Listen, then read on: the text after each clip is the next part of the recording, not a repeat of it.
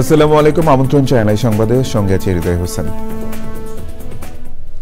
বিস্তারিত সংবাদের শুরুতেই জানিয়ে দিচ্ছি ফ্রেশ আটা, ময়দা, সুজি সংবাদ শিরোনামগুলো।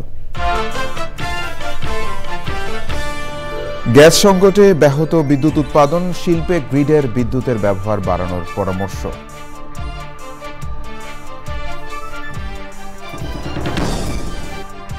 রাজধানীর বাজারে স্থিতিশীল বেশিরভাগ নিত্যপণ্যের দাম, ঊর্ধ্বমুখী চালের বাজার এখনো নিয়ন্ত্রণহীন।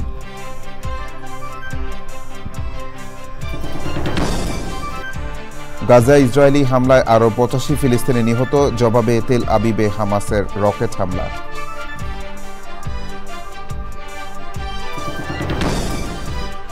এবং কুড়িগ্রামে কিশোরীকে 18 দিন আটকে রেখে সংঘবদ্ধ ধর্ষণের অভিযোগ, পুলিশের দ্রুত আইনি পদক্ষেপের আশ্বাস।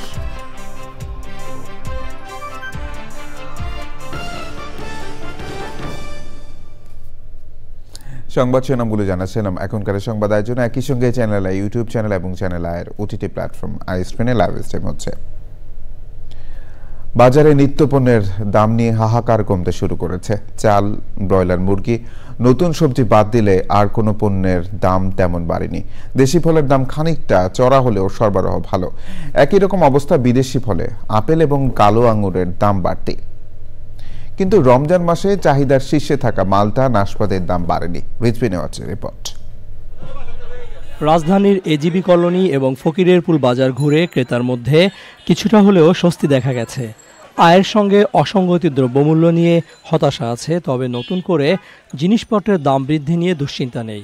ঝিঙ্গা 160 টাকা কেজি দেখেন, আর এমনি অন্য ওই যে আলু টালু কিছুটা কম আছে এখন। মাছেও তো মাছে আজকে শুক্রবার তো একটু দাম বেশি না, নিউ 160 টাকা দিয়ে আমি কিভাবে নিব বলেন? আমার বাজার পকেটের লগে বাজারের লগে তো মিল নাই। সব দিন পুরান মাল পানির দাম, নতুন মাল একটু দাম বেশি। লেবু ধরুন আমদানি নেই, লাগবে 1000, এখানে আছে 500। কোন ধরনের কাস্টমার আছে লেবুই গো, লেবু ছাড়া কোনো কাস্টমার তো দাম বেশি কেন? বাজারে আসা গ্রীষ্মের কিছু সবজির দাম একেবারে অস্বাভাবিক, তবে ভালো বিকল্প আছে ক্রেতার জন্য। সবকিছুর দামই কমছে, শুধু চাউল ছাড়া, চাউলের দাম বাড়ছে। তরকারি জিনিস সত্যি অনেক কমছে। যেমন আমি আজকে প্রায় 40 টাকা কেজি কিনছি, ঠিক আছে। অন্যান্য জিনিসের দাম, কাঁচা বাজারটা কমছে, পাকা বাজারটা আমরা মনে করি স্থিতিশীল আছে, চাউলের দামটা বাড়ছে। মাছ মাংসের বাজার বরাবরই ওঠানামার মধ্যে থাকে, তার উপর শুক্রবার, কাজেই ক্রেতা বিক্রেতা দুপক্ষেরই জিতে যাওয়ার চিরচেনা যুদ্ধ। সোনালি ওইটা গেছে সপ্তাহে ছিল আপনার 300 টাকা, এখন 20 টাকা কেজিতে বাড়ছে। আর ব্রয়লার মুরগি যেটা গেছে সপ্তাহে 80-90 টাকা ছিল, এটা এখন 210 টাকা হয়েছে। বড় 16,000, এই যে বড় দুইটা 1000 আর ছোটগুলো আছে 700 টাকা। 800 টাকা বিক্রি করি, 1000 টাকা দাম চাই। এখন তো গরুর দাম অনেক বাড়তি, 800 টাকা বিক্রি করতে হয়, কিন্তু এই সুযোগ তো পাওয়া যাচ্ছে না। ইফতারে দেশি বিদেশি ফল থাকে অনেকেরই আয়োজনে। পেঁপের চাহিদা বেশি, সবচেয়ে বেশি চাহিদা হয় বর্তমানে। এটা বেশ পাচ্ছি 130 টাকা কেজি। জাবেল আগে ছিল 300 টাকা, এখন বর্তমানে 320, 350টাও মাঝে মাঝে বেচা লাগে। আর আঙ্গুরের দাম মনে করেন কালো আঙ্গুরের দাম একটু বাড়ছে, আর ওই সাদা আঙ্গুরের দাম একটু কমের দিক। 50 টাকা কেজি পড়ে। আপনার হাতে যে তরমুজটা আছে, তরমুজটা কয় কেজি হবে? 1 কেজি 7 কেজির উপর আছে। কত বেচবেন? 7 কেজির উপর হইলে আপনি মনে করেন 300-350 বেচবো। ডিমের ডজন আগের মতোই 120 টাকা। Rizvi Nawaz, Channel I, Dhaka. বিদ্যুৎ উৎপাদনের চাহিদা অনুযায়ী গ্যাস দিতে পারছে না পেট্রোবাংলা। গ্যাস ভিত্তিক বিদ্যুৎ উৎপাদন কমে যাওয়ায় লোডশেডিং বাড়তে শুরু করেছে। পাশাপাশি বিদ্যুৎ উৎপাদনের সার্বিক খরচ বেড়ে যাচ্ছে। পরিস্থিতির উন্নতি না হলে লোডশেডিং বাড়বে বলে শঙ্কা রয়েছে। এই পরিস্থিতিতে শিল্পে গ্রিড বিদ্যুৎ ব্যবহার বাড়ানোর পরামর্শ দিয়েছেন বিশেষজ্ঞরা। বিস্তারিত জানাচ্ছেন রফিকুল বাশার। রমজান এবং গরমের সময় বিদ্যুৎ উৎপাদনে দৈনিক গড়ে 120 কোটি ঘনফুট গ্যাস সরবরাহ করার সিদ্ধান্ত নিয়েছিল বিদ্যুৎ, জ্বালানি ও খনিজ সম্পদ মন্ত্রণালয়। কিন্তু বৃহস্পতিবার বিদ্যুৎ উৎপাদনে গড়ে 65 কোটি ঘনফুট গ্যাস সরবরাহ করা হয়েছে। এদিন গ্যাসের অভাবে ছোট ছোট 26টি বিদ্যুৎ কেন্দ্র বন্ধ ছিল। এতে তেলভিত্তিক বিদ্যুৎ কেন্দ্রের উপর অতিরিক্ত চাপ সৃষ্টি হচ্ছে, ফলে উৎপাদন ব্যয়ও বাড়ছে। শিল্পে বিকল্প ও গ্রিড বিদ্যুতের ব্যবহার না বাড়ায় পরিস্থিতির নিয়ন্ত্রণ কঠিন হয়ে পড়েছে। বিদ্যুৎ যথেষ্ট পরিমাণ উৎপাদন করতে পারলেও ইন্ডাস্ট্রিগুলোর গ্যাসের উপর যে নির্ভরশীলতা, সেখান থেকে আমরা সহসা বেরিয়ে আসতে পারছি না। এর একটি কারণ হচ্ছে যে গ্রিডের রিলায়েবল বিদ্যুৎ আমরা সরবরাহ করতে না পারার কারণে ইন্ডাস্ট্রিগুলো ক্যাপটিভের দিকে ঝুঁকেছে। অন্যদিকে ক্যাপটিভ জেনারেটরের বিদ্যুৎ এখনও গ্রিডের বিদ্যুতের যে সাশ্রয়ী বলা চলে। সো এই দুটো কম্বাইন করলেই দেখা যায় যে তাদের জন্য আসলে গ্যাস ভিত্তিক ক্যাপটিভ এবং গ্যাস বয়লার এগুলো ব্যবহার করা অনেক বেশি সাশ্রয়ী। শিল্প, বাণিজ্য, আবাসিকে বিকল্প জ্বালানির ব্যবহার বাড়ানোর পরামর্শ এই গবেষকের। নবায়নযোগ্য জ্বালানি যদি আমরা গ্র্যাজুয়ালি বাড়াতে পারি ইন্ডাস্ট্রিগুলোতে, এবং এখানে অবশ্যই কয়েক হাজার মেগাওয়াট পর্যন্ত রুফটপ সোলার করা সম্ভব, সেটা করা গেলে অবশ্যই আমাদের আমদানি নির্ভরতা যেটা রয়েছে সেটা কিছুটা কমানো যাবে, এবং ডলারের যে সংকট আছে বিশেষ করে বিদ্যুৎ এবং জ্বালানি খাতে সেখান থেকে কিছুটা উত্তরণ পাওয়া যাবে। তবে অবশ্যই আমাদের জ্বালানি দক্ষতা বাড়ানো দিকে অত্যন্ত বেশি গুরুত্ব দিতে হবে। ক্যাপটিভ জেনারেটরের কথায় যদি বলা হয়, অনেক জেনারেটরেই এখনও ওয়েস্ট হিট রিকভারি বয়লার নেই, এবং জ্যাকেট ওয়াটার কুলিং যেটা আছে এই জিনিসগুলো ব্যবহার করা হচ্ছে না। আবার অনেক ইন্ডাস্ট্রিতেই আপনার পুরনো জেনারেটর ব্যবহার হচ্ছে। কাজেই এখানে যে জ্বালানি অপচয় হচ্ছে সেটা যদি সাশ্রয় করা যায় তাহলে এলএনজি আমদানি অনেক প্রায় 15-20% পর্যন্ত কমানো সম্ভব। রমজানে পিক আওয়ারে প্রায় 18,000 মেগাওয়াট বিদ্যুতের চাহিদা ধরা হয়েছিল, কিন্তু বৃহস্পতিবার সন্ধ্যায় 14,500 মেগাওয়াট উৎপাদন হয়েছে। গ্যাস ভিত্তিক বিদ্যুৎ কেন্দ্রগুলোর মোট উৎপাদন ক্ষমতা 11,677 মেগাওয়াট।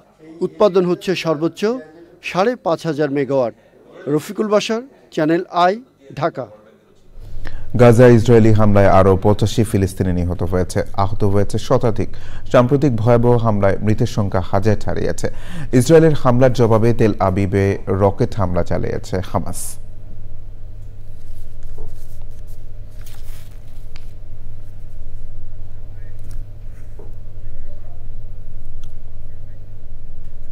ছাত্রদের উপর গুলি আর নির্যাতন সইতে না পেরে দোকান কর্মচারী আমজাদ হোসেন আন্দোলনে শরিক হয়ে গুলিবিদ্ধ হন ঢাকার যাত্রাবাড়িতে। চোখ, মাথাসহ শরীরের অন্যান্য স্থানে 400-র বেশি গুলি নিয়ে অন্ধ হয়ে বিনা চিকিৎসায় মৃত্যু যন্ত্রণায় কাতরাচ্ছেন নিজ বাড়ি নোয়াখালীতে। দরকার উন্নত চিকিৎসা। নোয়াখালী থেকে আলাউদ্দিন শিবলুর তথ্য ভিডিওচিত্রে আলমুকসিদের রিপোর্ট।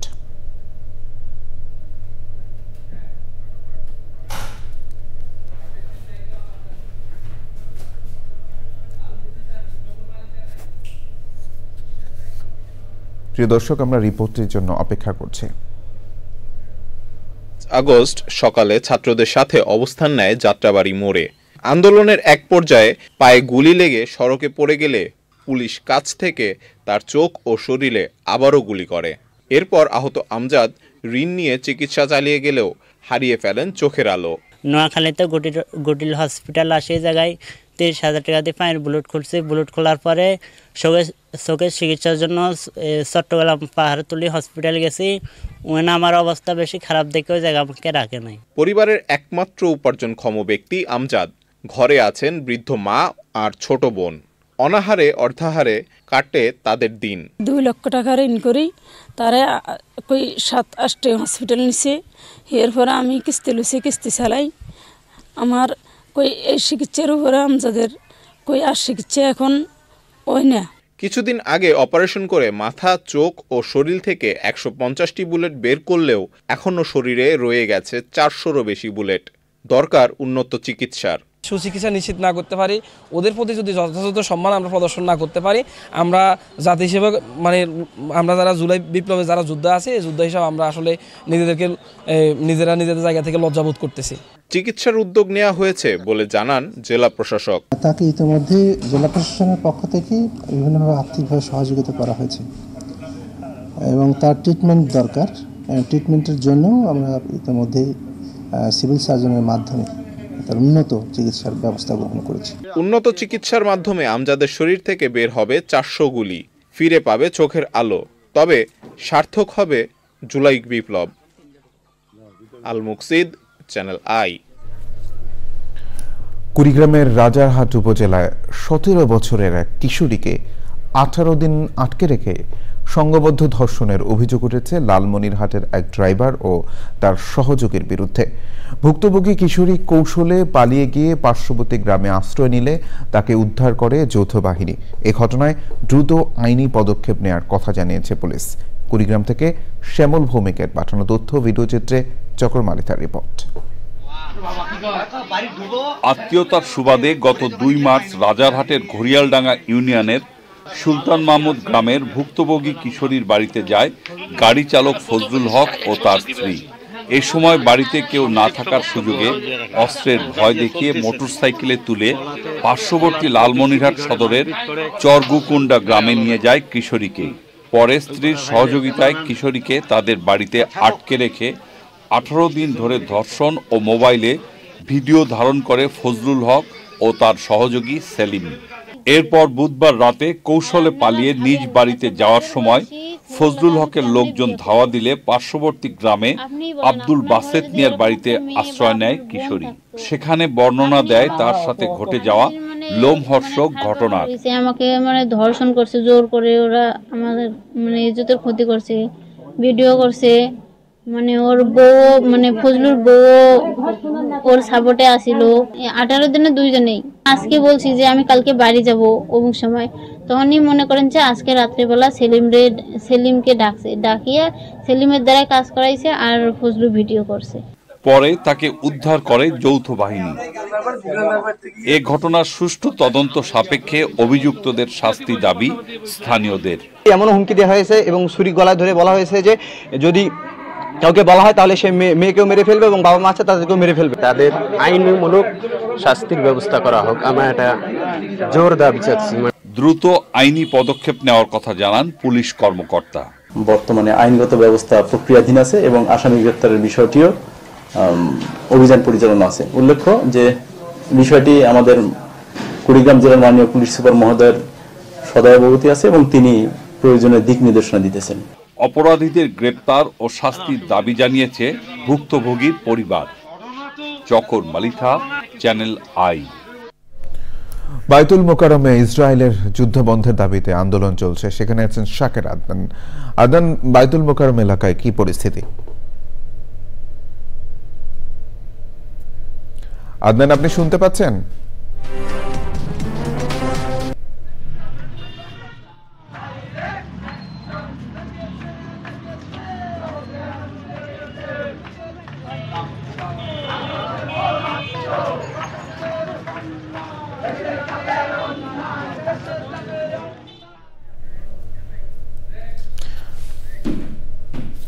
আদনানরা আমাদের সঙ্গে যুক্ত করেছিলেন এবং দেখাচ্ছিলেন বাইতুল মোকাররমের পরিস্থিতি।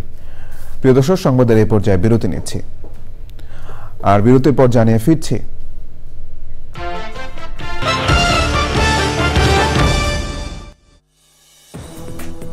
বিরতির পর আবার আমন্ত্রণ চ্যানেল সংবাদে। ঢাকা বিশ্ববিদ্যালয়ে আওয়ামী লীগ নিষিদ্ধ করার দাবিতে চলছে বিক্ষোভ মিছিল, সেখানে আছেন তাফিমুল ইসলাম সুজন, যাচ্ছি তার কাছে। তাফিমুল, বিক্ষোভ মিছিলের সবশেষ পরিস্থিতি কি?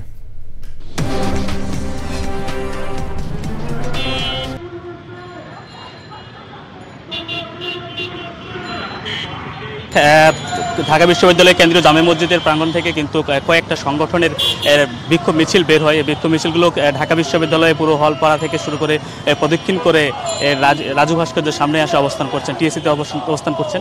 এখানে তারা বলতেছেন যে আওয়ামী লীগের নিষিদ্ধ না করা হলে কোনো নির্বাচন থেকে শুরু করে অন্য কোনো কার্যক্রম তাদেরকে চালানো হবে না, এবং কি তারা এই কথাও বলছেন যে কন্টেনমেন্ট থেকে কোনো কিছু সিদ্ধান্তই কিন্তু সাধারণ ছাত্র জনতা মেনে নেবে না।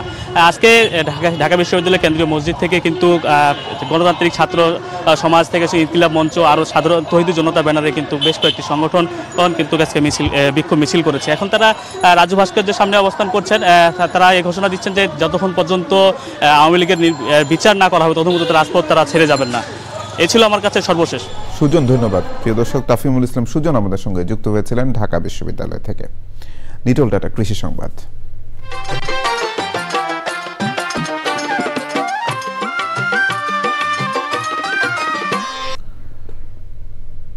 প্রতি বছর উচ্চ ফলনশীল সুখসাগর পেঁয়াজের বীজ ভারত থেকে কিনে চাষ করতে গিয়ে লোকসানে পড়েন কৃষক। বীজের চড়া দাম থেকে মুক্তি পেতে এখন মেহেরপুরের চাষিরা সুখসাগর জাতের পেঁয়াজ বীজ উৎপাদন করছেন। কৃষি বিভাগ বলছে উচ্চ ফলনশীল জাতের এই পেঁয়াজ বীজ হওয়ায় পেঁয়াজের আমদানি নির্ভরতা কমবে। প্রকৃতি সংবাদ।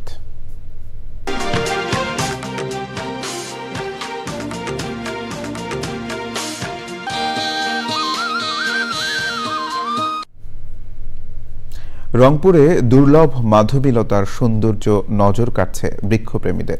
কবি, লেখক ও ওয়াইল্ড লাইফ ফটোগ্রাফার রানা মাসুদের বাসার ছাদে শোভা পাচ্ছে এই ফুল। বিরল সৌন্দর্য উপভোগে ভিড় করছেন পুষ্পপ্রেমীরা।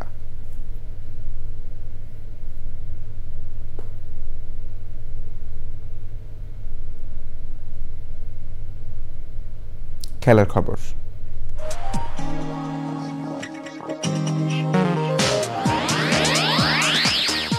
সংবাদ শেষ করব সবশেষে ফ্রেশ আটা, ময়দা, সুজি সংবাদ শিরোনামগুলো জানিয়ে দিচ্ছি আরো একবার। গ্যাস সংকটে ব্যাহত বিদ্যুৎ উৎপাদন, শিল্পে গ্রিডের বিদ্যুৎ ব্যবহার বাড়ানোর পরামর্শ।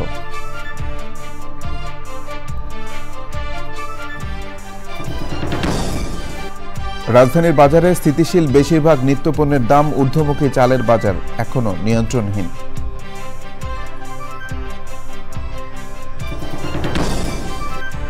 গাজা ইসরায়েলি হামলায় আরও 85 ফিলিস্তিনি নিহত, জবাবে তেল আবিবে হামাসের রকেট হামলা।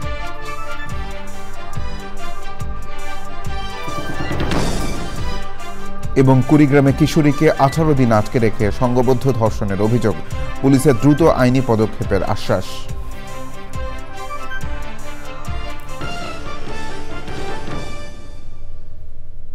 চ্যানেল আই সর্বশেষ সংবাদ জানতে ভিজিট করুন চ্যানেল আই অনলাইন.com-এ যুক্ত থাকুন আমাদের সোশ্যাল মিডিয়া প্ল্যাটফর্মগুলোর সাথে। ধন্যবাদ সবাইকে।